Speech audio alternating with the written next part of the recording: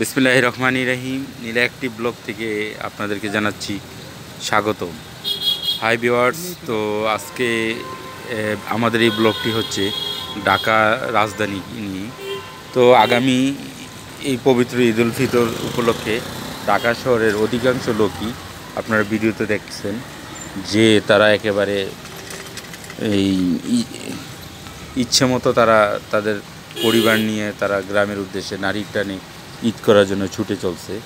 আর দোকানপাটগুলো আশেপাশে যা দেখছেন সবই আস্তে আস্তে বন্ধ হয়ে যাচ্ছে। আর ঢাকা রাজধানী এখন একেবারে ফাঁকা, যেটা বলা যায়। তো ঢাকা রাজধানী এখন আসলে এই ঢাকা শহরটা যে এত বিজি, এত ব্যস্ত একটি শহর ছিল, এটা এখন দেখলে বোঝাই যায় না। আর মানুষ মানে কেউ পায়ে হেঁটে, কেউ রিকশায় বা বিভিন্ন যেভাবে পারছে মানে ঢাকা ছাড়ছে। আসলে এটা বাংলাদেশের একটা ঐতিহ্য, আমাদের মুসলমানদের জন্য একটা ঐতিহ্য যে আমাদের পবিত্র মাহে রমজান শেষ পর্যায়ে এখন আর হয়তো বা কয়েকদিনের পরই আমাদের ঈদ উল ফিতর সবাই চায় যে তার পরিবারের সাথে গ্রামে গিয়ে যেন ঈদটা করতে পারে। তো ভিউয়ার্স, আমাদের এই ব্লগের মাধ্যমে আপনাদের সবাইকে ঈদ মোবারক।